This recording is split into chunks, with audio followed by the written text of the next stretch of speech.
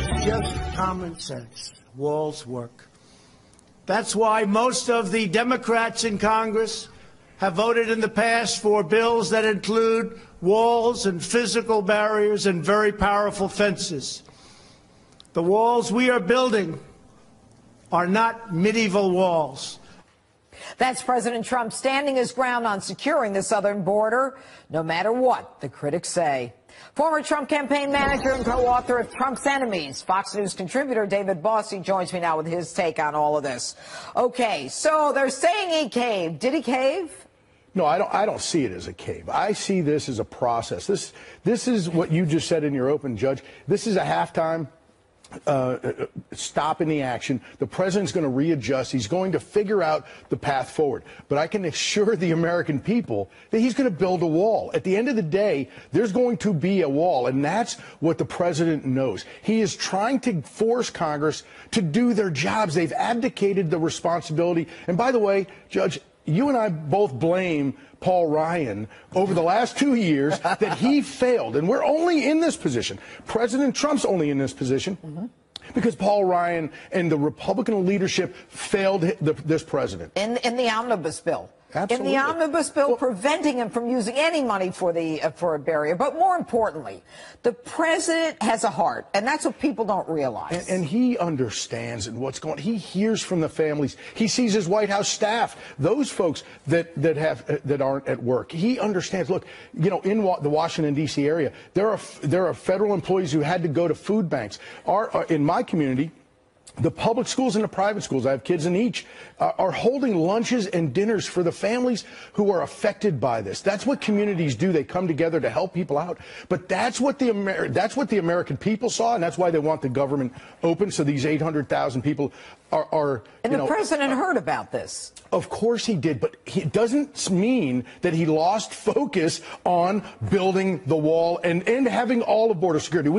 We get focused on the wall, but this president wants to fix the broken lottery system, right? He talks about the comprehensive problem. He doesn't want a comprehensive solution, which is what a lot of people have wanted over the years, but he understands the visa problem, the lottery problem. These folks are coming into this country illegally. We need border security. We need more border men and women on the border. Okay, but the problem is that, okay, he has a heart, and he says, look, I don't want this going on anymore. Nancy Pelosi, Chuck Schumer are like, no, he knows you can't play with us. I mean, they don't know the guy. You know, he's just living to fight another day and another hill. All right? Let me just say this. This is about the reprehensible actions of Nancy Pelosi. This president stood tall in the breach. That's what leadership is. He said, I own this, when he really didn't. That's what leaders do. Nancy Pelosi owned this shutdown because this president, the watchword in Washington for the last 200 years, has been compromise, where both parties come together and they find a middle ground. It's the only way to get things done. In this particular case, this president made multiple offers, and the Democrats said no. The Democrats said $0, no money for border security. And I will say that the blood is on their hands at this point. The American people have to understand who wanted them to be secure and who didn't. They don't. And that's the crazy part of it. Well, we have a communications problem. There's no question. We have to make sure that we are educating the American people all the way through this process. What's going to happen on the 15th? Will they come up with a bipartisan resolution? One of the things we have to do over the next, till the 15th, the next 3 weeks, is to make sure the American people understand that the president is putting policies and offers on the table, and the Democrats are not. And if we get to February 15th and these Democrats have not done what they said, which is we will negotiate once you open the government. And he did. And he did. Now we're going to see the shoe is on the other foot. Nancy Pelosi, we're going to try to make sure the American people recognize that it is her that is standing in the way of border security. Okay, and does that mean you don't expect anything good to come of it? I think this president is going to deal with the cards he's dealt. If these obstinate, politicians, which are going back to gridlock, Americans hated gridlock. We haven't heard gridlock in years, the 2 years that Donald Trump's been president, because he forces the issues. He's not a laid-back president. He is somebody who's forcing the issue every single day, and that's what he wants to do, is build the wall and secure the American people. Is and that's he what going he's to build going to the wall? do. He's going to do it. And look, on the 15th, if he has to use his emergency powers, if he has to use the military to do it, he's going to. I agree. And David Bossy, thanks so much.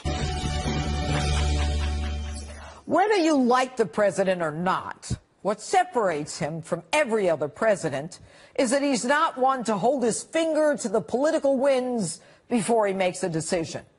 He tries to make decisions that are right, decisions that are best for you and me. They're not always popular. And of course, the most difficult ones will always be questioned. Yesterday's decision was one of them.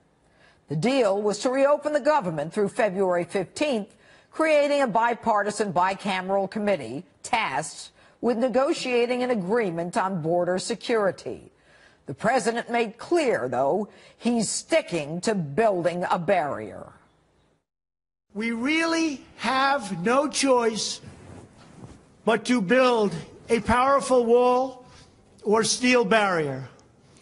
If we don't get a fair deal from Congress, the government will either shut down on February 15th again, or I will use the powers afforded to me under the laws and the Constitution of the United States to address this emergency.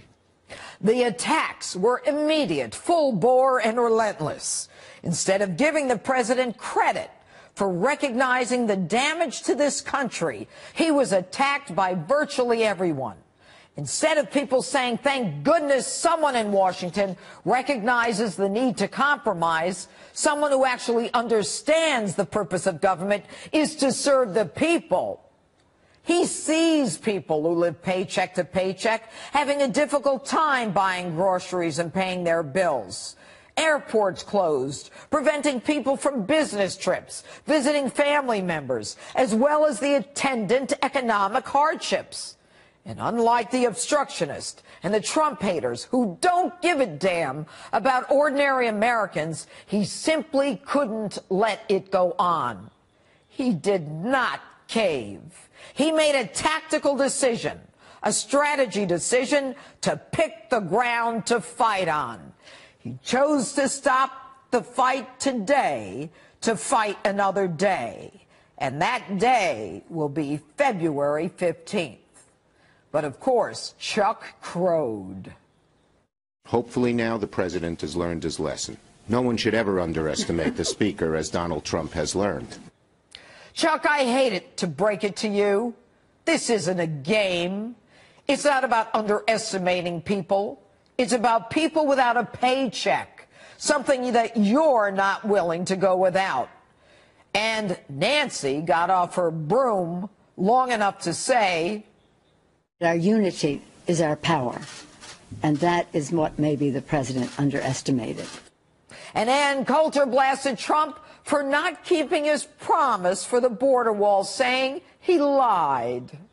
We thought that he wouldn't care what the elites thought, and he'd actually keep his promises on this.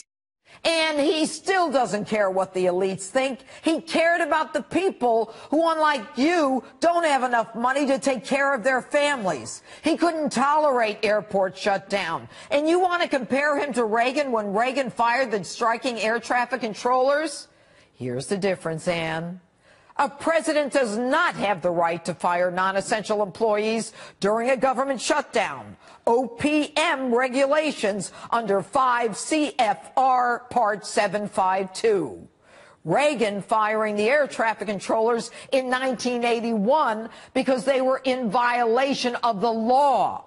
That situation, Ann, is totally different and not analogous. Public safety workers have no right to strike.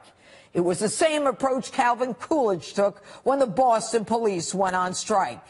These people, they don't understand Donald Trump. They just want to criticize him like they did with other non-popular decisions, like meeting with Kim Jong-un, who hasn't, by the way, launched a ballistic missile since the meeting, like the tariffs, which were unpopular but seem now to be working. Folks, the war isn't over yet. Remember, Donald Trump is a man willing to take the shots to change the norm in order to do what he thinks is best for the country. Very often, he's dead on. Closing the government tore at him. Opening it, whether it's a popular move, is irrelevant in his mind. And remember, this war is not over. It's nothing but a hollow victory for the Democrats. On February 15th, if the committee does not come back with a workable solution, which would be a shock to me because Congress is certainly not about getting the job done. They kicked the can down the road with the approval of presidents like Obama and Clinton and Bush, with no one looking to actually get something done. This president could do the same thing. I believe he will not, because another continuing resolution is not his style. I believe the president will call for emergency funding for the wall. He's tried everything else. The only thing I would ask is that he make sure it doesn't get to the Ninth Circuit, a.k.a. the Ninth Circus. The idea of Congress going on yet another vacation the day after February 15th, with all of this unsettled, without any kind of resolution, is just another reminder to the American people of what Congress cares about: themselves, their vacations, and the lobbyists who fund those vacations. But I'm here to tell you, never underestimate this president. This president lives to fight another day. And that's my open.